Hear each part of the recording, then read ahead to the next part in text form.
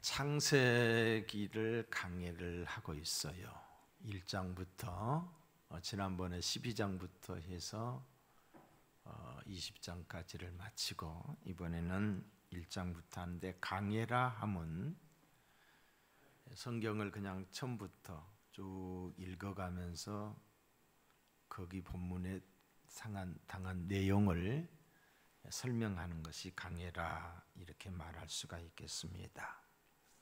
오늘은 내 아우 아벨이 어디 있느냐라는 하나님의 질문을 가지고 함께 은혜를 나누는 시간이 되겠어요. 최초의 인간 아담이 이 죄를 범하고 에덴에서 추방을 당합니다. 그리고 그들이 자녀를 낳아요. 그게 바로 가인과 아벨이라는 두 아들을 낳습니다. 그런데 이 가인과 아벨이 하나님께 제사를 드리지요. 그런데 아벨의 예배는 받으시고 가인의 예배는 하나님이 거절을 했어요. 하나님이 차별한 것이 아니라 분명한 이유가 있었으니, 제가 그 이유에 대해서는 지난 시간에 말씀을 드렸지요. 아벨은 가인보다 더 나은 믿음의 제사를 드렸다. 그리고 아벨은 자기가 가진 것에서 첫 것, 정성을 다한 것을 드렸다. 그리고 아벨은 가인보다 선한 사람이었다. 가인에 대해서는 성경에 악하다라고 표현을 하고 있어요. 그러니까 하나님이 가인 자체를 받지 않은 거예요. 그러니까 가인이 드린 것도 받지 않은 거지요. 뿐만 아니라 아벨은 최선을 다한 영과 진리로서의 예배를 드린 줄로 믿습니다. 오늘 저와 여러분도 지금 하나님께 예배를 드리고 있지요. 우리가 한 자리에서 똑같이 예배를 드리고 있지만 분명하고 확실한 사실은 하나님이 기뻐 받으시는 예배가 있고, 그 사람의 예배를 드리는 태도와 자세에 따라서, 믿음에 따라서 하나님이 받지 않는 제사도 있는 줄로 믿습니다. 자, 오늘 본문 4장 4절에 보시면은 가인이 안색이 변해요. 왜 변했을까요? 하나님이 자기 제사를 안 받으니까. 그리고 분하여 있다고 그랬어요. 안색이 변하고 분했어요. 이에 하나님이 가인에게 말합니다. 7절에 보시면은 죄가 너를 원하나, 너 죄짓게 생겼구나, 이 말이에요. 너는 죄를 다스릴지니라. 죄 지으면 안 된다. 저를 인격화시키면은 죄가 너를 원하나, 사탄이 너를 유혹하나, 이런 뜻도 돼요. 너는 이겨야 된다. 그러니까 하나님이 이 가인에게 뭐였어요? 충고를 한 거예요. 그리고 책망을 한 거예요. 그럼에도 불구하고 이 가인은 자기 동생 아벨을 죽이고 말았습니다. 쳐 죽였다고 성경은 기록하고 있어요. 비참하게 죽인 것이요. 무엇 때문에 자기 동생을 죽였나? 이게 최초의 살인 사건인데 다름 아닌 시기심 때문에 죽은 거예요. 시기심. 가인은 이렇게 생각했을 것입니다. 아벨만 없으면, 저 인간만 없으면 하나님이 내 제사를 받으셨을 텐데. 사실은 아벨이 문제가 아니라 자기 자신이 문제였던 거지요. 문제의 원인을 동생에게 돌리고, 그러면서 너만 없으면 사실은 문제의 원인이 누구에게 있었어요? 가인 자신에게 있었던 거예요. 그 속에서 시기심이 일어나기 시작한 거예요. 여러분, 이 시기심은 판단을 흐리게 합니다. 이 시기심은 상대방을 어렵게 할 뿐만이 아니라 자기 자신을 죽여요. 내 속에서 시기심이 막 일어나면은 가장 괴로운 것은 나예요. 나를 죽이는 거예요. 서서히. 시기심은 비교 의식에서 나옵니다. 남과 비교를 해서 상대방이 나보다 더 많은 것을 가졌고 더 좋은 것을 가졌다. 상대방이 나보다 더 잘하고 더 좋다. 잘 될 때 나보다 더 사랑을 받고 나보다 더 인정을 받는다고 생각할 때 생기는 마음의 감정, 이게 시기심이에요. 내가 더 큰 집에 살아야 되고 내가 더 높아져야 되고 내가 더 유명해져야 되고 내가 더 사랑받고 인정을 받아야 하는데 그렇지 못하다고 생겨질 때 느껴지는 감정이다 이 말이에요. 이 시기심은 타락한 인간의 원초적 본능입니다. 타락한 인간의 원초적 본능이에요. 아주 오래된 사탄의 고성능 무기이기도 합니다. 얼마나 파괴적인지 이 시기심이 일어나게 되면은 가정을 파괴시켜요. 그리고 다양한 관계를 여지없이 죽여버립니다. 우리는 관계적 존재잖아요. 여러 관계를 다 깨뜨리는 게 바로 이 시기심이라는 거지요. 어느 유명한 수도사가 있었어요. 마귀들이 그를 무너뜨리고자 여러 가지로 유혹을 했어요. 물질로 유혹을 하기도 하고 또는 이성으로 유혹을 하기도 하고 때로는 생명의 위협도 하였지만은 여동치 않았어요. 그 어떤 유혹에도 그 어떤 고난에도 넘어지지 않았어요. 모든 마귀들이 안 된다, 실패했다고 생각할 때 아주 경험이 많은 마귀가 내가 한 수 가르쳐 주겠다고 하더니 딱 말 한마디로 그 수도사를 넘어뜨리고 말았어요. 그 마귀는 그 수도사의 귀에 대고서 아주 작은 소리로 속삭였습니다. 자네 그 친구 누구누구 있잖아. 그 사람이 수도원 원장이 됐대 라고 들려줬어요.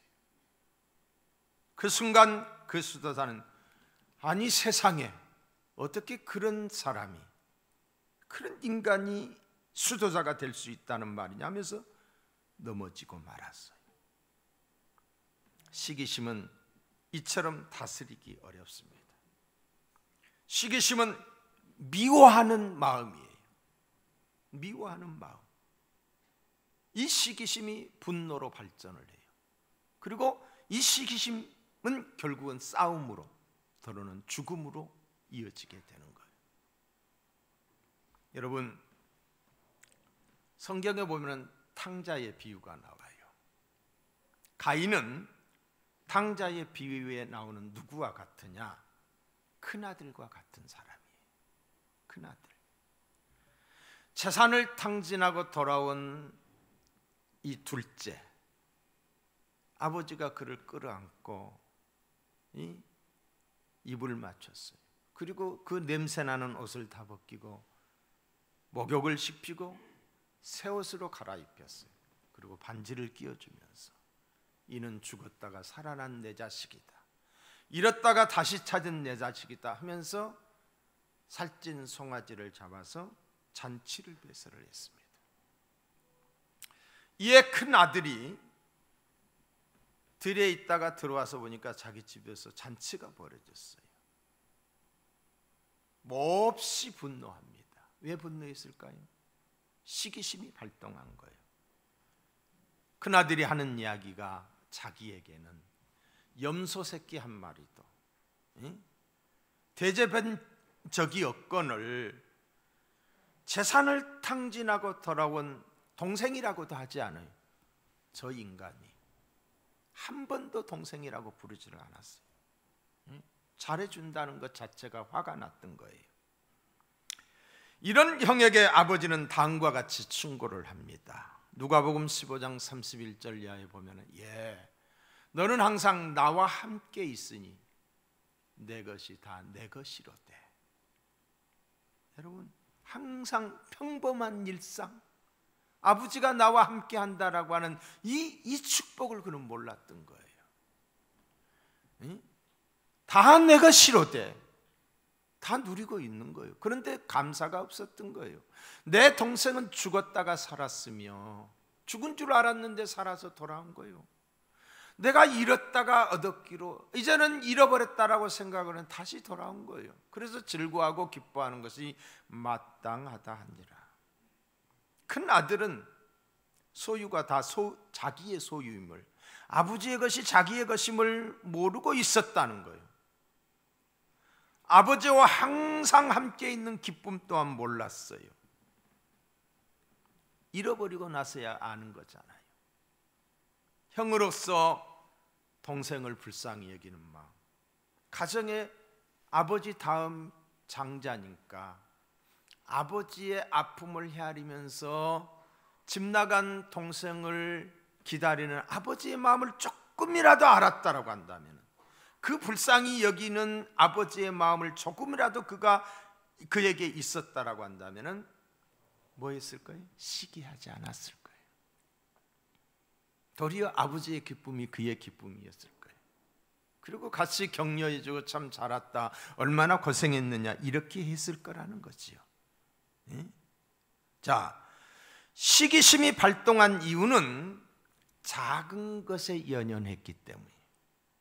지극히 작은 것, 큰 것을 바라보는 사람은 작은 것 때문에 시기하지 않습니다. 지나칩니다. 지나쳐요. 도리어 배우려고 해요. 당자의 비유에서 큰아들은 염소 새끼와 살찐 송아지 때문에 시기를 한 거예요. 아버지는 아들이 살아서 돌아온 것 때문에 기뻐했던 거예요. 염소 새끼가 문제가 아니야. 가락지가 문제가 아니야. 살아서 돌아온 것, 살아있다는 것 그 자체를 보고 기뻐했던 거예요. 우리 모두는 더 큰 것을 사모할 수 있기를 바랍니다. 큰 것, 작은 것에 연연하지 말고, 진정 나라를 사랑하는, 민족을 사랑하는 자는 작은 것들에 대해서 연연하지 않습니다. 시기하지 않습니다. 여러분, 애국지사가 언제 부귀영화를 시기하던가요? 그들은 오직 민족만을 생각했기 때문이에요. 우리는 오직 예수입니다. 우리는 오직 예수예요. 오직 예수. 예수 생각하면은 시기할 겨를이 없는 거지요. 찬송가 중에 그렇잖아요. 주 예수보다도 귀한 것은 없네. 이 세상 부귀와 영화와 바꿀 수 없네. 부귀, 영화, 명예 때문에 시기하지 않는단 말이에요. 하나님의 영광이라고 한다면은 시기하지 말아야 됩니다. 도리어 격려하고 축하해주고, 내가 못하는 부분에 대해서 배우려고 하는 수용의 능력이 있어야지. 자, 동생을 죽인 가인에게 하나님이 묻습니다. 9절을 볼까요? 내 아우 아벨이 어디 있느냐. 회개와 자백의 기회를 주는 긍휼의 질문이에요. 가인은 자기의 범죄를 하나님 앞에 자백할 수 있는 기회를 얻은 거예요. 다시 말해서 용서를 받을 수 있는 기회였습니다. 그때 가인이 제가 잘못했습니다. 제가 내 동생 아벨을 죽였습니다. 이렇게 대답을 했어야 되는 거예요. 그러면 용서를 받았겠죠. 그러나 가인은 거짓말로 일관을 합니다. 아담과 하가 선악과를 먹고 타락했을 때에 아담아 내가 어디 있느냐라고 물으셨어요. 죄 지은 아담에게. 동생을 죽인 가인에게 내 아우 아벨이 어디 있느냐라고 묻고 있어요. 이 두 가지 질문은 우리 인생에게 있어서 매우 중요한 질문입니다. 아담아 내가 어디 있느냐? 하나님과의 관계를 묻는 거예요. 하나님과의 관계. 내 동생, 내 아우 아벨이 어디 있느냐? 이웃과의 관계를 묻는 질문이에요. 하나님과의 관계가 바로 서 있어야 돼요. 이웃과의 관계가 좋아야 돼요. 이 질문에 우리가 어떻게 답을 할 수 있을까? 하나님과의 관계가 어떤가? 이웃과의 관계는 어떠한가? 여러분, 마태복음 22장에 보시면은 한 율법사가 예수를 시험하여 묻습니다. 그 내용인즉 율법 중에 어느 계명이 크니까? 예수께서 이르시되 내 마음을 다하고 목숨을 다하고 뜻을 다하여 주 너희 하나님을 사랑하라 하셨으니 이것이 크고 첫째 되는 계명이요. 하나님을 사랑하는 것이 첫째 되는 계명이요. 둘째도 이와 같으니 내 이웃을 내 자신같이 사랑하라 하셨으니 이것이 이 두 계명이 율법과 선지자의 성경 전체의 핵심이라는 것. 하나님 사랑, 이웃 사랑. 아담아 내가 어디 있느냐? 하나님과의 관계, 하나님 사랑. 내 아우 아벨이 어디 있느냐? 이웃과의 관계, 이웃 사랑이에요. 여러분, 십자가는 수직적으로 하나님과 인간의 관계, 그리고 수평적으로 너와 나와의 관계를 이야기하는 거예요. 십자가는 더하기입니다. 예수 그리스도를 믿게 되면은 사랑이 더해지고 하나님 사랑이 더해지고 이웃 사랑이 우리의 삶 속에서 실천돼야 되는 줄로 믿습니다. 내 아우 아벨이 어디 있느냐? 가인이 어떻게 대답을 합니까? 9절에 보시면은 내가 내 아우를 지키는 자이니까 내가 알지 못하나이다. 내가 내 아우를 지키는 자니까. 여러분, 가룟 유다가 예수님께서 물으실 때 내니까 하면서 대답했던 것과 똑같은 질문이에요. 답이에요. 진지하신 하나님 앞에서 거짓말을 하고 있어요. 자신을 속이는 거짓말. 자신의 죄를 감추고자 했던 거예요. 내가 알지 못합니다. 내가 모릅니다. 가장 가까운 이웃이잖아요. 형제에 대해서 내가 모른다는 거예요. 지가 잘못을 해놓고도, 지가 죽여놓고도. 여러분, 마태복음 25장에 보면은 비유가 나오는데 양의 부류에 속하는 영생에 이르는 사람들과 염소의 부류에 속하는 영벌에 임하는 사람들을 나누는 심판의 비유가 있습니다. 그 심판의 비유의 기준은 헐벗고 굶주리고 목마르고 옥에 갇힌 자, 다시 말해서 작은 소자에게 어떤 태도를 취했느냐 하는 거예요. 여기에 따라서 영별과 영생이 갈라진다. 염소와 양으로 구분되는 그런 비유를 하고 있어요. 그때 영원한 형벌에 처하게 될 염소된 사람과 같은 자들에게 주님께서 말씀합니다. 그들이 주님께 묻습니다. 너희들이 내가 어려울 때 나를 돌보지 않았다라고 말하니까 그들이 물어요. 뭐라고 묻습니까? 주여, 우리가 어느 때에 주의 줄이신 것이나 목마르신 것이나 나그네 되신 것이나 벗으신 것이나 병드신 것이나 옥에 갇힌 것을 보고 공양하지 아니하였더이나니까. 이 말은 무슨 말이에요? 그런 적이 없다는 거예요. 언제 우리가 그랬냐? 그런 적이 없다. 이때 임금이 하는 말이 지극히 작은 소자에게 하지 아니한 것이 나에게 하지 아니한 것이라. 심판의 기준이 뭐라고 그랬어요? 소자에게 하지 않은 것이 나에게 하지 않은 것이라. 이웃의 아픔을 알지 못했다는 거예요. 이웃의 아픔을 보지 못했다는 거예요. 보지 못한 이유는 사랑하지 않기 때문에. 사랑하면 보여요. 사랑하지 않기 때문에 아니 보이는 거예요. 관심이 없는 거예요. 왜? 사랑하지 않기 때문에. 보지 못한 것은 주변에 가난한 이웃이 없기 때문이 아니라 실상은 내 안에 사랑이 없기 때문이에요. 가난으로, 외로움으로, 병으로 아파하는데 그것이 보이지 않는 거예요. 왜 그렇습니까? 사랑이 없기 때문에. 없는 게 아니라 보이지 않을 뿐이에요. 그런데 이들이 뭐라고 말했어요?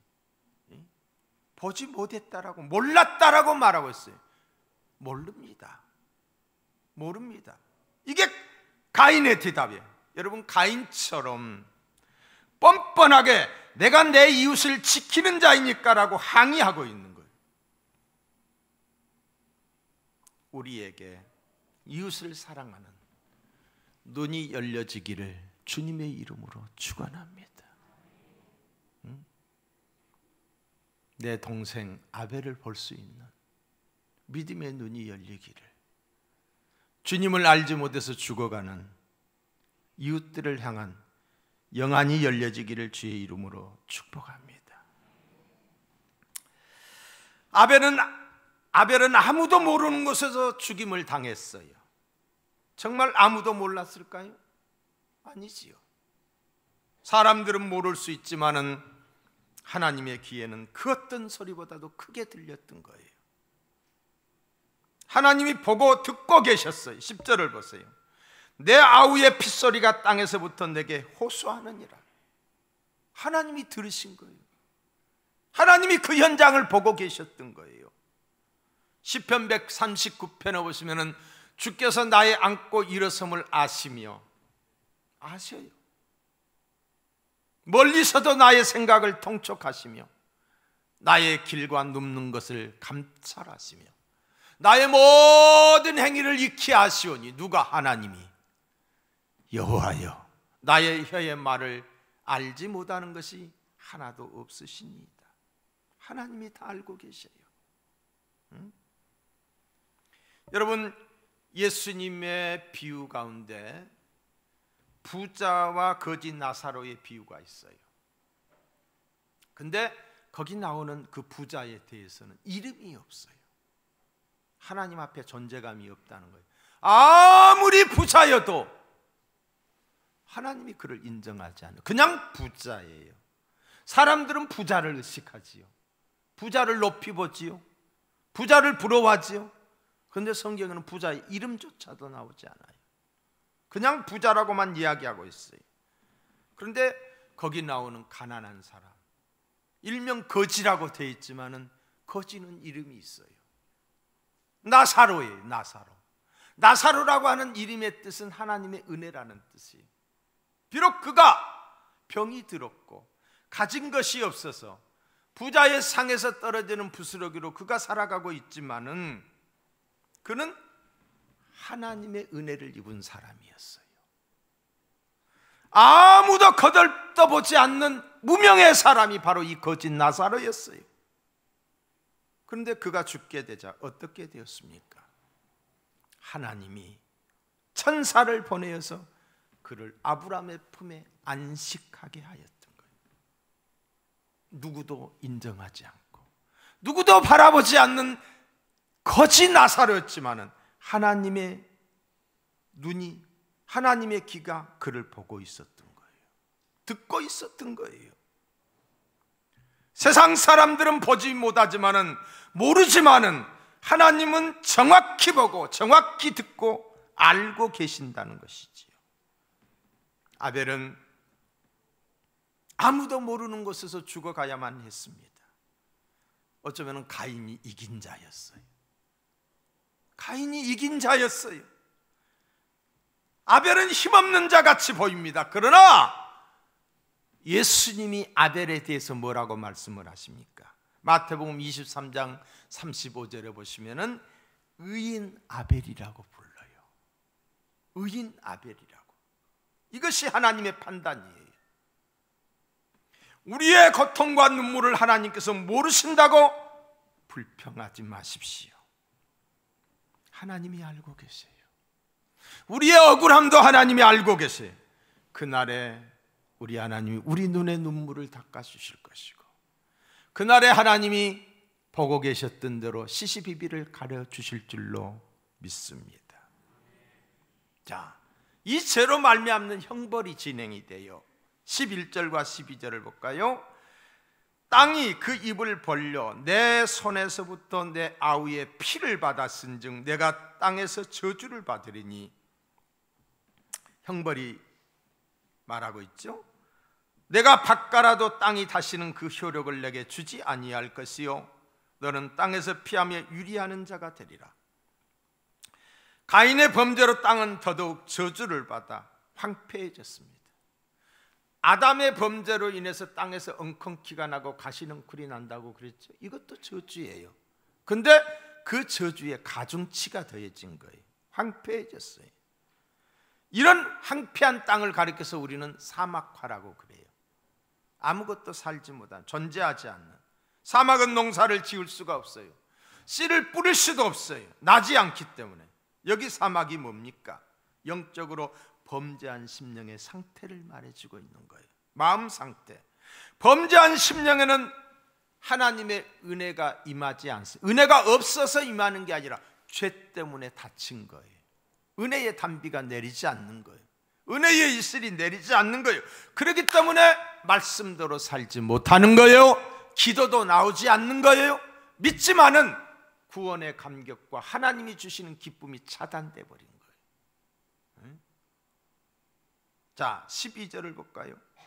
너는 땅에서 피하며 유리하는 자가 되리라. 범죄한 인생은 이 세상에서 참된 안식과 평안을 얻을 수 없다는 거예요.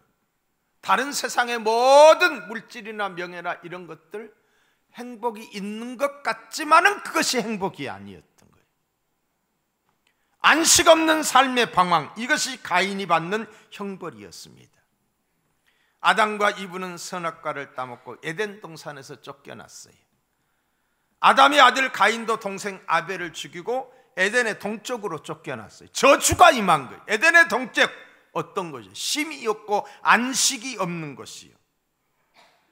땅을 갈아도 효력을 얻지 못하고 유리방황하며 두려움 가운데 살아. 이게 죄 때문이에요. 허망한 인생을 사는 거예요.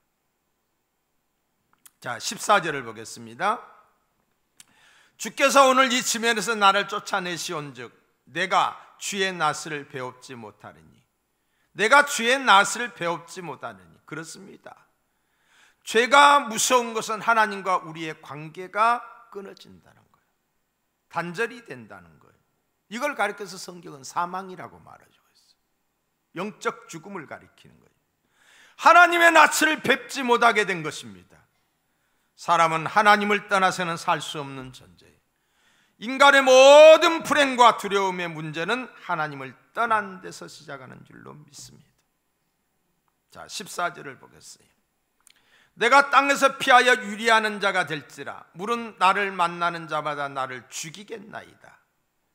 가인은 자기를 만나는 사람이 자기를 죽일 것이라고 말해주고 있어요. 이 두려움이지요. 살인자가 살인을 느끼는 거예요. 거짓말자가 거짓말에 예민하게 반응한 거예요.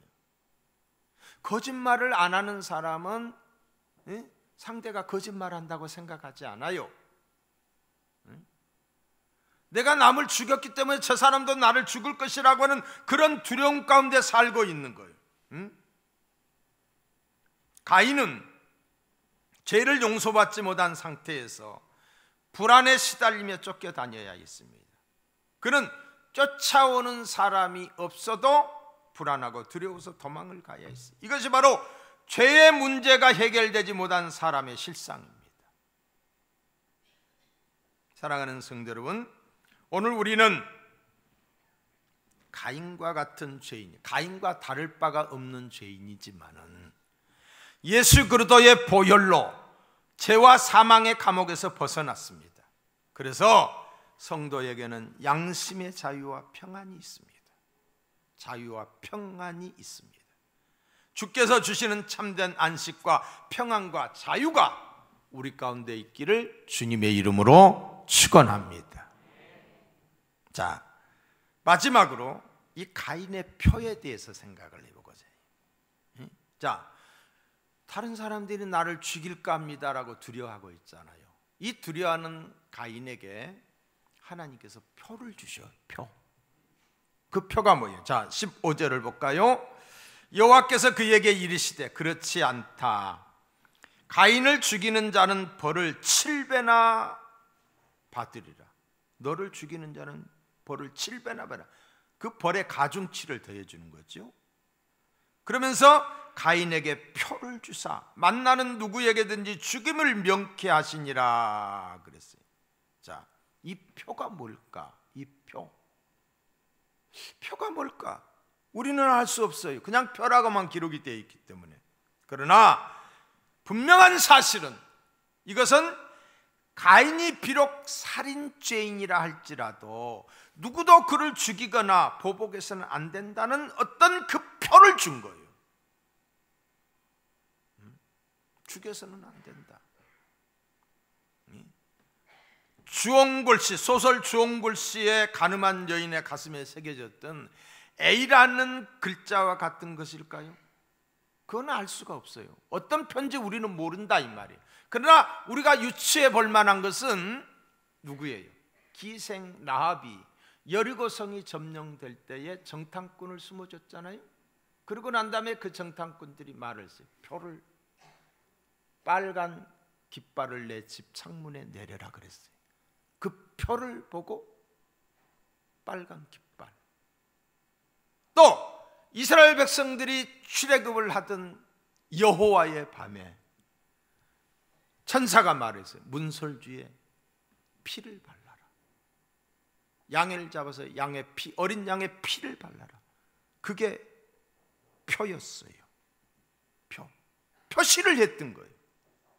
또한 에스겔서 9장이나 계시록 9장에 보면 이마에 받을 인친다고 그래요. 이게 표예요. 이 표에 공통점이 있다고 한다면은 표를 받은 사람과 표를 받지 않는 사람이 확연히 구분이 될 수가 있었고, 표를 받는 사람은 죽지 않았지만은 표를 받지 못한 사람은 죽었어요. 이게 무슨 말이? 구속사적 의미를 가지고 있는 거예요. 구속사적 의미. 사랑하는 성도 여러분, 사람을 심판하시는 분은 오직 하나님이십니다. 여기서 우리는 놀라지 않을 수 없습니다. 살인자에게 죽음의 심판을 내리기는커녕 그에게 표를 줬다는 거예요. 이 표는 형벌의 표시가 아니라 사랑의 표시였어요. 내가 너를 결코 포기하지 않겠다라고는 은총의 표였어요. 네가 살인자지만 내가 너를 지켜주겠다. 아담과 하가 선악과를 따먹고 죄를 범했을 때 그럼에도 불구하고 당장 죽이는 것이 아니라 그를 위하여 가죽옷을 지어서 입혔어요. 죄인에게, 죄인을 향한 하나님의 사랑이에요. 하나님의 사랑이 살인자 가인에게 부어지고 있는 거예요. 하나님께서 가인에게 주신 표는 억만 인류 모든 죄인들에게 주실 구원의 표를 예시하고 있으니 그 표가 바로 십자가의 보혈, 예수 그리스도의 십자가의 사건인 줄로 믿습니다. 가죽옷이 예수 그리스도의 희생을 상징하듯이 이 표 역시 예수님이 십자가에서 죽을 그 보혈의 피를 상징하고 있는 거예요. 기생 나합이 빨간 줄을 달았던 그것도 예수를 상징하는 거예요. 문설주에 발랐던 보혈의 피, 어린 양의 피가 예수를 상징하듯이 이 표예요. 이 표. 이 표를 간직한 자는 구원을 얻게 돼요. 이 보혈의 피공로를 믿는 자는 구원을 얻게 되는 거예요. 죄 지은 인간에게 하나님이 직벌을 처하지 아니하시고 그들에게 표를 주셨어요. 이게 하나님의 사랑이에요. 하나님의 구속의 은총이에요. 이 은총이 우리에게 임하는 거예요. 어떤 죄인도 예수 그리스도의 보혈의 피의 공로를 통해서 깨끗함을 받을 수 있습니다. 그리스도의 보혈로 죄사함을 얻은 성도는 더 이상 하나님도 정죄하지 않아요. 정죄하면서 자유함을 얻을 수 있는 거예요. 그래서 내가 여전히 죄인이지만은 용서받은 죄인으로 하나님께 감사하며 늘 나의 부족함, 나의 연약함을 바라보면서 또 회개하고 또 회개하고 또 손을 씻고 또 손을 씻듯이 사죄의 온청을 구하면서 사는 거예요. 여러분, 우리는 가인의 후손이에요. 가인의 후손이라고 그랬죠. 가인의 후손. 재성을 가지고 남을 시기할 수밖에 없고 때로는 말로 상대를 죽일 수밖에 없는 그런 약한 저희들은, 우리에게는 표가 있어요. 그 표가 뭐냐? 예수 그리스도예요. 여전히 죄인이지만 주님께 나올 때에 주님이 우리를 용서하시고 사해 주신다. 보혈의 공로를 찬양하며 주님 앞에 늘 겸손한 마음으로 살아가는 저와 여러분, 우리 모두가 되기를 주님의 이름으로 축원합니다.